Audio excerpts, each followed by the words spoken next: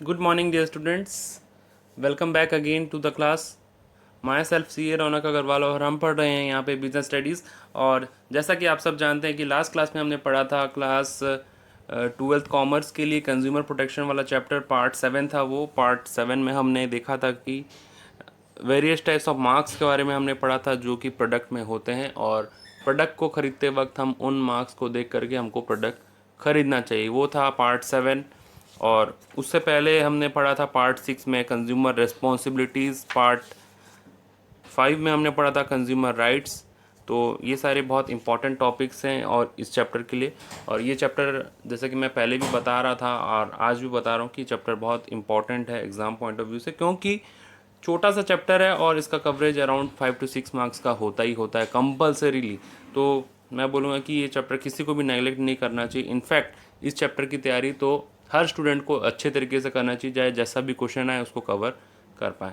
और प्रैक्टिकली मैं अपना बेस्ट पॉसिबल वे से समझा रहा हूँ ताकि प्रैक्टिकली आप वो चीज़ को समझ पाएँ और लॉन्ग टर्म में आपको ये पॉइंट वो टॉपिक आपको याद रहे।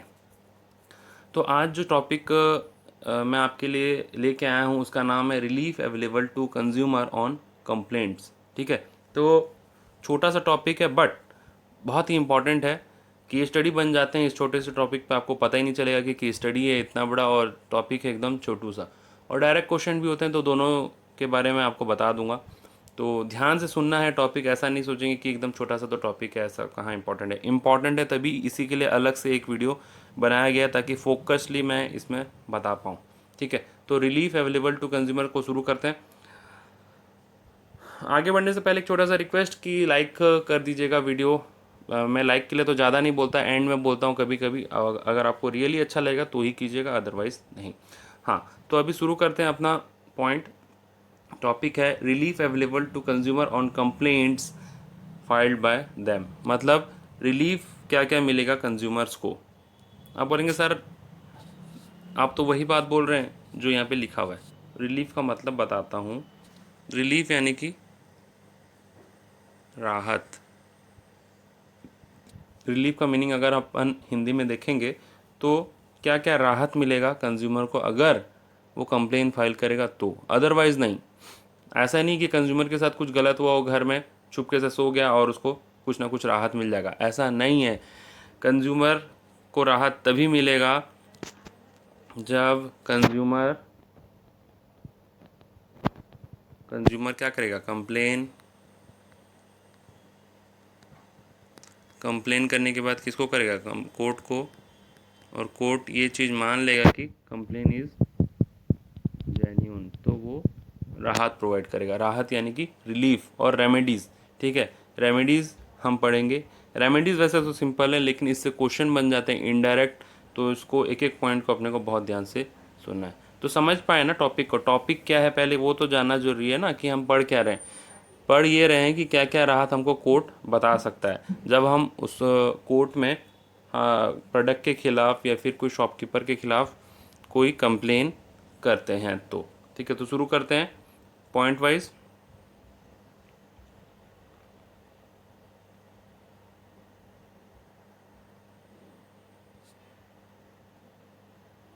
जैसे कि आप देखे होंगे जब फ्लड आता है तो भी रिलीफ मिलता है गवर्नमेंट की तरफ से, है ना। जो हेलीकॉप्टर से फ्लाई करते वक्त हेलीकॉप्टर में ऊपर से जो पैकेट वगैरह डालते हैं गवर्नमेंट के जो स्टाफ्स होते हैं वो सारे, तो उसको बोलते हैं रिलीफ। और यहाँ पे भी रिलीफ मिल रहा है कहीं ना कहीं कंज्यूमर को। ठीक है, so the first one is I hope the screen is visible and the page is visible, text are visible, right. ठीक है, तो रिलीफ और remedies are available to consumer on complaint filed by him. ये complaint filed by him ये word important है, क्योंकि अगर आप कंप्लेन ही फाइल नहीं करेंगे तो आपको कोई रिलीफ नहीं मिलेगा। ठीक है, और रिलीफ और रेमेडीज़ का मतलब मैं बता चुका हूँ। तो following relief are available to consumer. क्या क्या रिलीफ होगा। First one is removal of defect from the goods. Removal of defect from the goods मतलब आपके गुड्स से जो डिफेक्ट है उसको रिमूव कर लेना।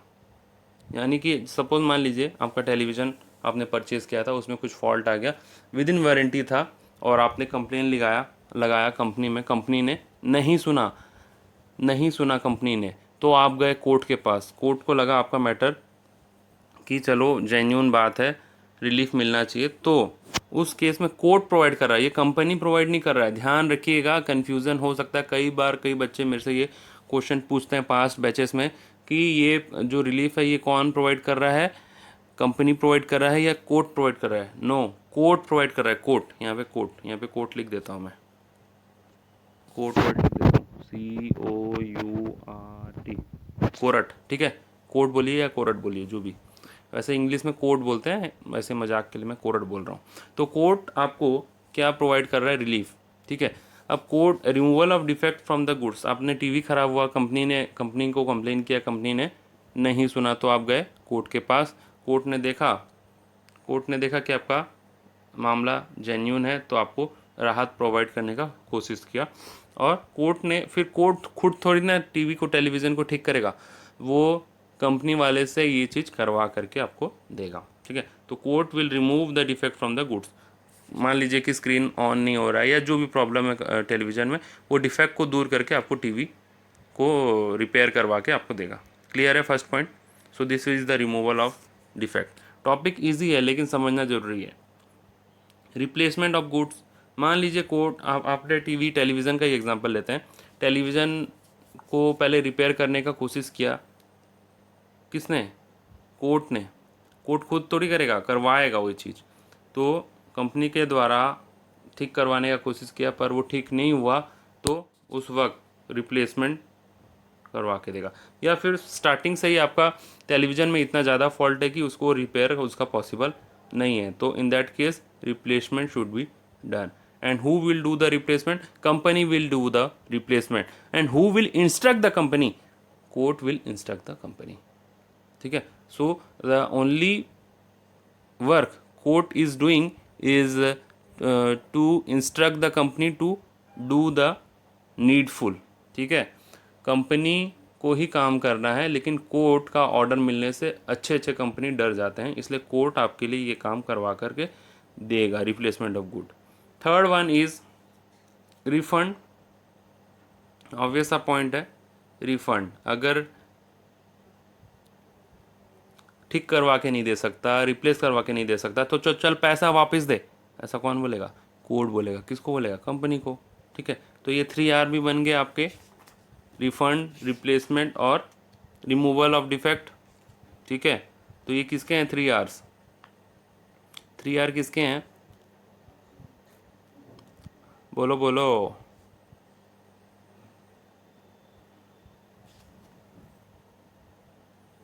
राइट टू सीक रिड्रेसल के है ना।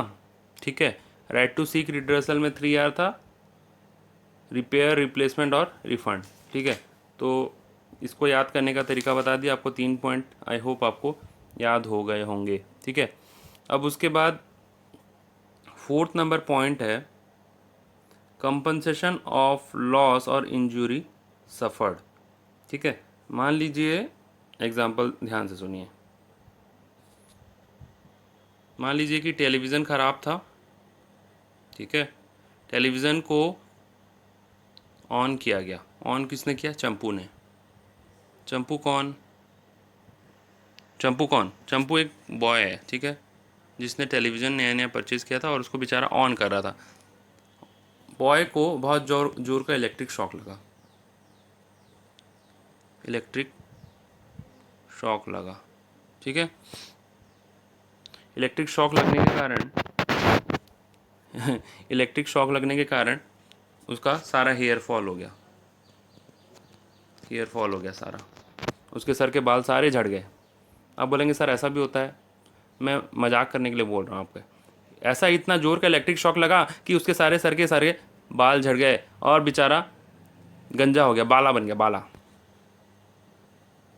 ठीक है, सर पे बहुत बाल थे, लेकिन इलेक्ट्रिक शॉक इतना जोर का लगा कि बाला बन गया। ठीक है, बाला से तो आप जानते ही होंगे बाला का। तो अब ये चंपू से हो गया बाला। अब बाला बोला कि मेरे को टीवी तो चाहिए ही चाहिए नया, और मेरे सर के जो बाल झड़ गए उसको भी उगवा के दो। कंपनी वाले हैरान, बोले हम तुम्हारे सर के बाल को नहीं उगवा के दे सकते, आप तो बाला हैं, आप ऐसे ही फेमस हैं।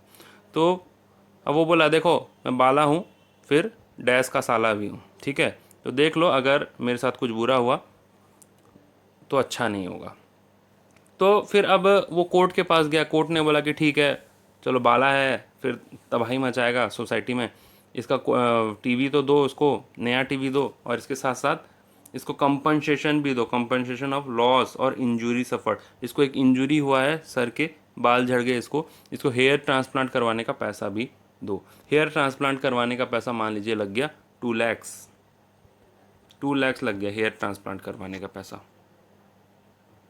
हेयर ट्रांसप्लांट बोलिए या वीक लगाना बोलिए, कुछ भी करना है, उसके सर पे बाल उगाना है जैसे भी करके, चाहे प्याज का तेल लगाना है, जो भी लगाना है, आपके पास जो भी नुस्खा है आपके दिमाग में आ रहा होगा, 2 लाख रुपए उसके लिए लगेंगे। और ये 2 लाख रुपया कंपनी भरेगा, कंपनी को भरपाई करना पड़ेगा, उसी को बोलते हैं कंपनसेशन।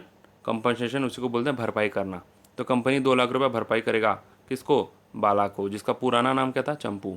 चंपू से बन गया बाला। तो अब टीवी तो देगा ही देगा, और उसके साथ कंपनसेशन भी प्रोवाइड करेगा। समझ में आया? कंपनसेशन ऑफ लॉस और इंजरी सब पर। आई होप आपको बहुत समझ में आया होगा। नाउ ये ABCD पॉइंट हो गया अपना। पॉइंट इजी है देखिए, बट प्रैक्टिकली आपको समझ में आना चाहिए। कोई ऐसा समझाने वाला होना चाहिए मेरे जैसा जो आपको प्रैक्टिकली समझाए। जस्ट ए मार्केटिंग मजाक कर रहा था। ई पॉइंट है removal of deficiency in service. अब देखो, ये जो ए से लेके डी तक पॉइंट थे वो गुड्स के रेस्पेक्ट में थे। ये गुड्स के रेस्पेक्ट में, दिस इज़ फॉर गुड्स। ठीक है। क्या होगा अगर इंसान ने सर्विस ली होगी तो? ठीक है, इंसान ने सर्विस ली होगी। सर्विस यानी कि जैसा मान लीजिए घर में, हाँ हमारे घर में एक्वागार्ड है, ठीक है, घरों में होता है एक्वागार्ड, वाटर प्यूरीफायर। तो वाटर प्यूरीफायर को हम जब खरीद के ले आए तो कुछ दिन के बाद उसमें सर्विस करवाना पड़ता है। सर्विस AMC वगैरह होता है, उसका फ़िल्टर चेंज होता है अंदर का, है ना। तो उसको बोलते हैं रिमूवल ऑफ, सॉरी, उसको बोलते हैं सर्विस लेना। ठीक है। तो ई पॉइंट में क्या बोला है? ई पॉइंट में क्या बोला गया है? Removal of deficiency in service. मतलब अगर आपने कोई सर्विस लिया था, आपने कोई गुड्स नहीं परचेस किया, आपने एक सर्विस लिया था कि AMC करवाया था आपने, ठीक है, AMC, एनुअल मेंटेनेंस कॉन्टैक्ट होता है AMC का full form, annual maintenance contact. तो उसमें क्या होता है, फ़िल्टर वगैरह अंदर से आपका क्लीन किया जाता है, चेंज किया जाता है, फ़िल्टर चेंज किया जाता है। तो आपने देखा कि जो सर्विस पर्सन आए थे उन्होंने सर्विस ठीक से नहीं की, और जिस कारण से अभी वाटर प्यूरीफायर नहीं हो रहा है, डुप्लीकेट कैटरेज लगा दी, जो भी, ठीक है, व्हाट्सोएवर सर्विस के पॉइंट ऑफ व्यू से आपके साथ धोखा हुआ है, धोखा। ठीक है। या फिर आपने किसी डॉक्टर का सर्विस लिया था, डॉक्टर के पास आप जाते हैं तो डॉक्टर का टॉफ़ी देता है क्या आपको? नहीं ना, सर्विस प्रोवाइड करता है, सैतो लगा के चेकअप करता है, उसके बाद आपको बोलता है ये खाना, ये नहीं खाना, ऐसा है वैसा है, आपको ये चीज़ का प्रॉब्लम हो सकता है। तो वो क्या होता है, हम डॉक्टर के पास सर्विस लेने जाते हैं, उसी तरह लॉयर के पास भी जाते हैं, उसी तरह चार्टर्ड अकाउंटेंट के पास भी जाते हैं। और मैं यहाँ से जो आपको पढ़ा रहा हूँ ये भी एक टाइप का सर्विस है। मान लीजिए मेरे पढ़ाने में कोई तकलीफ़ हुई, आप गए कंज्यूमर कोर्ट, मैंने आपसे फ़ीस ले लिया अच्छा खासा, लेकिन मैंने बोला कि कोई क्लास वास नहीं होगा, जाओ जो करना है कर लो। तो आप जाएंगे कंज्यूमर कोर्ट, देखो मैं मेरे खिलाफ ही कंप्लेन करना सिखा रहा हूँ, कितना अच्छा टीचर हूँ। तो जस्ट ए जोक। तो क्या हुआ, सर्विस के पॉइंट ऑफ व्यू से कभी भी आपके साथ धोखा हुआ है तो आप उसी तरीके से पहले उस कंसर्न पर्सन से पूछेंगे कि आप सर्विस प्रोवाइड करेंगे कि नहीं। जैसे आपने पूछा मुझसे कि सर आप पढ़ाएंगे या नहीं, सीधे सीधे बोलिए, मैंने बोला कि मैं नहीं पढ़ाऊँगा। तो अब आप जाएंगे कंज्यूमर कोर्ट, कंज्यूमर कोर्ट में आप जाके अपना कंप्लेन लिखाएंगे, तो कोर्ट फिर इंस्ट्रक्शन देगा मुझे कि मुझे पढ़ाना है, मुझे कोर्ट का धमकी मिलेगा तो फिर मैं आपको पढ़ाऊँगा, या फिर नहीं पढ़ाऊँगा तो पैसे वापस करूँगा, जो भी। तो ये है removal of deficiency in service. आपने सर्विस लिया था या सर्विस लेने वाले थे, लेकिन सर्विस प्रोवाइडर ने आपके साथ कुछ चीटिंग की, कुछ धोखा किया, ठीक है। इन that case court will instruct the service provider to provide the required services. Now the F number point is discontinuance of unfair trade practices. ये तो सिंपल सा पॉइंट है कि अनफेयर ट्रेड प्रैक्टिसेस जो कि फेयर नहीं है, उस प्रैक्टिस को गलत गलत प्रैक्टिस को बंद करना। जैसे मान लीजिए कि शॉपकीपर है, शॉपकीपर शॉपकीपर ने आपको, आप 1 kg शुगर खरीदने गए थे, 1 kg शुगर की जगह आपको उसने 800 ग्राम दिया, ठीक है, यानी कि 200 ग्राम कम दिया, ठीक है, 200 ग्राम कम दिया, 200 ग्राम लेस। तो ये उसका रेगुलर प्रैक्टिस बन गया है, सभी के साथ वो ये करता है। आपने एक बार इसको पकड़ लिया चीटिंग करते वक्त, एक बार क्या दो, उसको वार्निंग भी दी, लेकिन वो मानने को तैयार नहीं, हमेशा उसका यही रुतबा है, हमेशा उसका ये आदत बन चुका है, हैबिट बन चुका है। तो अब क्या करेंगे आप जाएंगे कंज्यूमर कोर्ट के पास, ठीक है, लेकिन कंज्यूमर कोर्ट में जाने से पहले आपके पास प्रॉपर इनवॉइस भी होना चाहिए। मैं आपको बता रहा हूँ, हाँ, ऐसे ही कंज्यूमर कोर्ट के पास नहीं जाएंगे, प्रॉपर इनवॉइस वगैरह कुछ प्रूफ होना चाहिए कि आपने उससे प्रोडक्ट परचेज़ किया है। तो फिर कंज्यूमर कोर्ट बोलेगा उसको सीधे सीधे मानता है या फिर उंगली टेढ़ी करके घी निकालूं।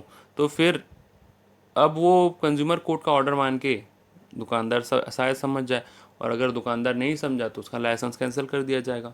तो इस टाइप से डिसकंटिन्यू कर सकता है कोर्ट अनफेयर ट्रेड प्रैक्टिसेस जो भी होते हैं, अनफेयर ट्रेड प्रैक्टिसेस, ठीक है, समझ में आ रहा है ना? I hope you are enjoying. Now the G number point is stopping of sale of hazardous goods. Hazardous यानी कि डेंजर गुड्स हैं, कुछ हैजार्डस गुड्स हैं, पॉइजन है, एक्सप्लोसिव्स है, जो कि फट फट जाएंगे, ठीक है। तो इस टाइप के हैजार्डस गुड्स का एक्सप्लोसिव्स, ठीक है, और हैजार्डस गुड्स मतलब बम वम टाइप का चीज़ है, हाँ। तो हैजार्डस गुड्स को ऐसे खुलेआम मार्केट में बिक रहा है वो। तो ये देखो, बता दूं जानकारी के लिए, आप बोलेंगे कि क्यों नहीं बिक सकता, ये चीज़ एक्सप्लोसिव है, ये डेंजर है। वैसे तो हर, अगर मान लीजिए कि पूरा खुलेआम ऐसे सब बिकने लग जाए एकदम विदाउट एनी लाइसेंस, तो बच्चा बच्चा बंदूक खरीद के एक दूसरे को मार वार के नक्की कर देगा, ख़त्म कर देगा, ठीक है। फिर सुपारी उपारी सब एक दूसरे के लिए लेने लग जाएंगे, मुझे आपके ऊपर गुस्सा है मैं आपको उड़ा दूंगा, आपको मेरे ऊपर गुस्सा है आप मुझे उड़ा देंगे। तो इस टाइप का चीज़ ना हो बोल करके गवर्नमेंट ने ये सारे गुड्स को अपने कंट्रोल में रखा हुआ है, और इनका लाइसेंस मिलता है। जैसे आपको अगर गन परचेस करना है, नो इशू, आपको लाइसेंस लेना पड़ेगा उसके लिए कलेक्टर से, कलेक्टर आपको अप्रूवल देगा, उसके बाद आप परचेस कर सकते हैं गन फॉर सेल्फ सेफ्टी, ठीक है। ये था कुछ एक्स्ट्रा जानकारी जो मैं आपको दे दिया फ्री में। तो हैजार्डस गुड्स इसी टाइप के होते हैं, एक्सप्लोसिव होते हैं, बॉम्ब्स होते हैं, जिनको कि मतलब आम ज़िंदगी में जिसका कोई काम नहीं है। और मान लीजिए कि मैंने एक शॉप लगा लिया बीच बाज़ार में, ए बंदूक ले लो, बंदूक बंदूक, आप मेरे पास आए बोलेंगे कि दिवाली के लिए है, मैं बोला नहीं ओरिजिनल है, फटाके दिखाऊं क्या, ढिचके आओ देखो। तो अब ये हो गया हैजार्डस गुड्स। तो हैजार्डस गुड्स को ऐसे खुलेआम सेल करना अलाउड नहीं है भाई। अब इसको, अब मान लीजिए ऐसा मैं कर रहा हूँ, आपको, आपने पढ़ा था कंज्यूमर प्रोटेक्शन मेरे से, ठीक है, आप अब जाएंगे कंप्लेन करने, सोचो कि मैंने ही आपको पढ़ाया और आप मेरे ऊपर ही कंप्लेन कर रहे हैं, क्या दिन आ गया। चलो ठीक है, कोई बात नहीं, मैंने तो आपको सही शिक्षा दी थी, शिक्षा का सही उपयोग भी करना चाहिए, राइट यूज़ भी करना चाहिए। तो आप जाएंगे कंज्यूमर कोर्ट, कोर्ट में आपको फिर बोला जाएगा कि कुछ प्रूफ दिखाइए, तो आप कुछ फ़ोटो वोटो दिखा दीजिएगा मेरा, और फिर कोर्ट से मेरे पास इंस्ट्रक्शन आएगा और मेरे को वो धंधा बंद करना पड़ेगा। मेरी जगह कोई और भी होगा तो उसको भी वो करना पड़ेगा, ठीक है। तो ये था G number point, stopping the sale of hazardous goods. H number है withdrawal of hazardous goods from the market. Withdrawal भी कर लिया जाएगा, मेरा धंधा तो बंद किया जाएगा, और मेरे जितने गन वगैरह हैं, बॉम्ब्स वगैरह हैं, उसको सीज कर लिया जाएगा और उसको मार्केट से निकाल लिया जाएगा। आई नंबर पॉइंट है payment of adequate cost to aggrieved party. Aggrieved है ये, हाँ, यहाँ पे स्पेलिंग मिस्टेक है, AGGRIEVED, AGGRIEVED, ठीक है, अग्रीव्ड पार्टी, ठीक है। तो यहाँ पे अग्रीव्ड मतलब जो जिसके साथ कुछ बुरा हुआ है, ठीक है। सपोज इस कॉन्टेक्स्ट में अगर अपन देखें, बुरा तो किसी के साथ बहुत टाइप से होता है, लेकिन यहाँ पे जो कॉन्टेक्स्ट है, बताता हूँ एग्जाम्पल।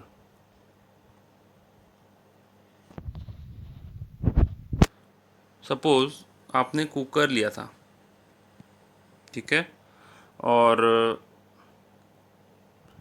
कुकर आपने लिया था, मिस्टर ए हैं आप, और आपका कुकर बर्स्ट हो गया, यानी कि फट गया, बर्स्ट हो गया, और उस दिन आपके घर मिस्टर बी भी गया था, ठीक है। कुकर किसका था? मिस्टर ए का। बर्स्ट हुआ और उस दिन मिस्टर बी भी गया था घर। मिस्टर बी को हो गया इससे बहुत बड़ा नुकसान, यानी कि उसके साथ कुछ गलत हो गया, उसके मतलब बर्न हो गया, उसका बॉडी सीवियर बर्न हो गया, तो इसको बोलेंगे एग्रीव पार्टी, ठीक है। ए को तो कुछ नहीं हुआ उस दिन, ए तो साइड हो गया, किचन से बाहर था, लेकिन बी अंदर में था, तो बी के साथ ऐसा कुछ बुरा हो गया, तो पेमेंट ऑफ एडुकेट कॉस्ट, तो इसके एडुकेट कॉस्ट इसको दिया जाएगा, एडुकेट पैसा दिया जाएगा, ताकि ये अपना इलाज करवा सके और स्वस्थ हो पाए, ठीक है, हेल्दी हो पाए। तब तक इसको जो रिक्वायर्ड पैसा है वो दिया जाएगा। एग्रीव पार्टी यानी कि जिसके साथ कुछ गलत हो गया, जो बुरा हो गया, तो ये इस केस में कुकर बर्स्ट होने के कारण मिस्टर बी के साथ बुरा हुआ। मिस्टर बी ने कुकर परचेज किया था या मिस्टर ए ने किया था? ऑब्वियसली मिस्टर ए ने किया था। मिस्टर बी तो ऐसे ही घूमते फिरते उसके घर चला गया था, उसे क्या पता था बेचारे के पास इतना डेंजर कुकर है जो कि फट जाता है, ठीक है। तब मिस्टर बी के साथ हुआ, तो मिस्टर बी को भी मिलेगा कुछ ना कुछ कंपनसेशन। तो ये अग्रीव पार्टी है, ठीक है। और यहाँ पे जो डी नंबर पॉइंट था वो कंपनसेशन ऑफ लॉस सफर्ड, वो बाला वाला एग्जाम्पल, वो जो परचेजर था, परचेज किया था और उसके साथ गलत हुआ था। यहाँ पे क्या है, कोई भी पार्टी के साथ गलत हो सकता है, तो वो जाएगा कोर्ट के पास, ठीक है। जे नंबर पॉइंट है to pay any amount, to pay any amount, देखो इसका जो ब्रैकेट में वो बाद में पढ़ाऊंगा। To pay any amount to be credited to consumer welfare fund और any other organisation person to be utilise in prescribe manner. अब एक राहत और कोर्ट क्या देता है, कुछ भी ऐसा अमाउंट देगा, ठीक है, वो अमाउंट कितना होगा बताऊंगा, to be credited to consumer welfare fund, जो कि कंज्यूमर वेलफेयर फंड में डिपॉजिट हो जाएगा। कंज्यूमर वेलफेयर फंड क्या है? एक फंड है, CWF मैं बोलता हूँ, हाँ इसको कंज्यूमर वेलफेयर फंड, CWF, ठीक है, CWF कंज्यूमर वेलफेयर फंड। तो कंज्यूमर वेलफेयर फंड में डिपॉजिट हो जाएगा, ये एक फंड है, तो इसमें क्या है, पैसा डिपॉजिट हो जाएगा, ठीक है। कितना अमाउंट, वो अमाउंट बताऊंगा कितना होगा, ठीक है। और ये कंज्यूमर वेलफेयर फंड किस चीज़ के लिए यूज़ होता है? कंज्यूमर का वेलफेयर के फंड में होता है, ठीक है, कंज्यूमर के हित के लिए वो पैसा यूज़ होगा, कंज्यूमर वेलफेयर फंड इसका नाम है, नाम से ही पता चलता है। अब या तो कंज्यूमर वेलफेयर फंड में होगा या फिर कोई ऑर्गेनाइजेशन में होगा, ऑर्गेनाइजेशन का कोई कॉमन फंड होगा, उसमें होगा, और उसको कैसा यूज़ किया जाएगा वो बताया जाएगा, ठीक है। जब जैसा ज़रूरत होगा यूज़ होगा, प्रेस्क्राइब मैनर यानी कि जब जैसा यूज़ होगा बताया जाएगा, ठीक है। मुझे पता है पॉइंट समझ में नहीं आ रहा है, मैं जस्ट एक आइडिया दे रहा हूँ, फिर से बताऊँगा। To pay any amount to be credited to consumer welfare fund, कोई भी इतना अमाउंट, कोई भी ऐसा अमाउंट होगा जो कि कौन पे करेगा, कोर्ट पे करेगा, ठीक है। एक मिनट,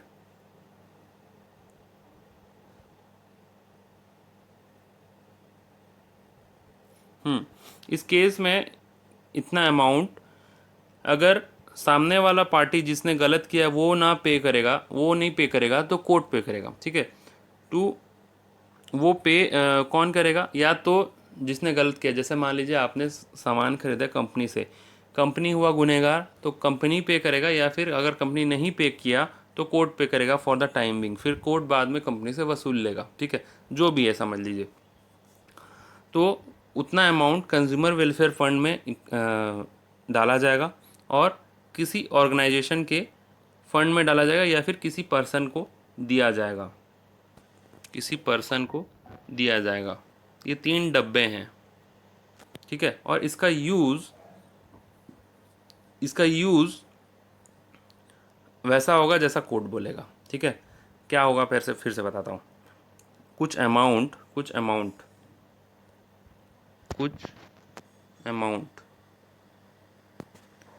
या तो कंज्यूमर वेलफेयर फंड में डाला जाएगा, या फिर किसी ऑर्गेनाइजेशन को दिया जाएगा, या फिर किसी पर्सन को दिया जाएगा। और इसका यूज़ क्या होगा?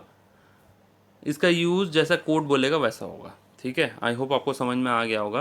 Consumer welfare fund CWF organisation है और ये पर्सन है ना। वो अमाउंट क्या होगा वो बता रहा हूँ, इसके ऊपर क्वेश्चन बनता है।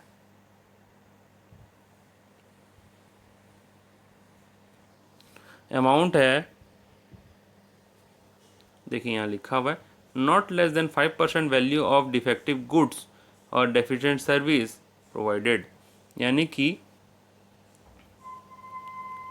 मान लीजिए आपका डिफेक्टिव टीवी का कॉस्ट है, वैसे तो टीवी का कॉस्ट है 40,000, डिफेक्टिव होने के बाद उसका कॉस्ट रह गया, उसका प्राइस रह गया मात्र 10,000। ठीक है, तो ये 10,000 का 5%, ठीक है, 5% of value of defective goods और डेफिशिएंट सर्विस प्रोवाइडेड। तो इसका 5% कितना होगा? 500 रुपया मात्र। ठीक है, 10,000 का 5% कितना? 500 ना।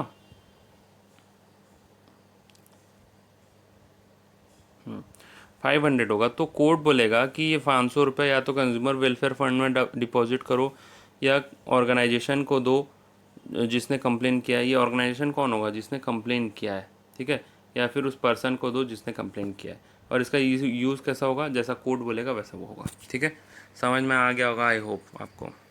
नहीं समझ में आया तो वीडियो को रिवाइंड कर लीजिए, 100% समझ में आ जाएगा। के नंबर पॉइंट है, to issue corrective advertisement to neutralise the effect of misleading advertisement. मैं पायल जैसे एडवर्टाइजमेंट में दिखाता है कि 3 दिन में गोरापन, 7 दिन में लंबे बाल, ठीक है, या फिर फेस चमकाए, ठीक है, जो भी एडवर्टाइजमेंट रहता है। तो मिसलीडिंग एडवर्टाइजमेंट की वजह से लाइफ बॉय से नहाओ और तंदुरुस्त हो जाओ, वही लाइफ बॉय है जहाँ तंदुरुस्ती है वहाँ। तो इस टाइप का मिसलीडिंग एडवर्टाइजमेंट को बंद करवाया जाएगा और नॉर्मल एडवर्टाइजमेंट दिखाया जाएगा उसके जगह में। अगर कोई एडवर्टाइजमेंट के खिलाफ कंप्लेन कर दिया तो, ठीक है। और the last point is to issue adequate cost to appropriate party. कई बार वही कंपनसेशन टाइप का है ये, कुछ कॉस्ट वगैरह लग गया आपका, कोर्ट कचहरी के चक्कर में आपका कुछ खर्चा हो गया कोर्ट के चक्कर में, हाँ, तो उस केस में वो खर्चे जो हुए हैं वो भी कोर्ट आपको प्रोवाइड करवाएगा। सपोज़ आपका टीवी था 40,000 का, लेकिन कोर्ट में जाने आने का खर्चा हो गया आपका, और वकीली हो गया, जो भी हो गया, एक्स्ट्रा एक्सपेंसेस हो गए आपके कोर्ट में 10,000 रुपये, तो वो कॉस्ट जो लगा आपका वो भी कोर्ट आपको वसूल करवा के देगा। तो ये था सारा पॉइंट जो कि कोर्ट से आपको सुविधा मिलेगा, कोर्ट आपको राहत प्रोवाइड करेगा। आई होप आपको बहुत समझ में आया होगा। इम्पॉर्टेंट टॉपिक है, इसमें क्वेश्चन इस टाइप से बनता है कि डायरेक्टली पूछा जाएगा कि आप कंप्लेन किया गया है और कोर्ट को लगा कि कंप्लेन जेन्यून है, तो बताइए कि कोर्ट क्या क्या रिलीफ प्रोवाइड करेगा। तो इसमें सारा आपको ये सारा पॉइंट लिखना है डिपेंडिंग अपॉन द मार्क्स। अगर छः मार्क्स का क्वेश्चन है तो एटलीस्ट 6 पॉइंट लिखेंगे। जे नंबर पॉइंट बहुत इंपॉर्टेंट है, इससे क्वेश्चन बनता है। सो ये था टॉपिक। आई होप आपको बहुत समझ में आया होगा। Thank you for watching this video. अगर समझ में नहीं आया तो आप मुझसे पूछ सकते हैं। Thank you for watching this video again. Have a nice day. Bye bye.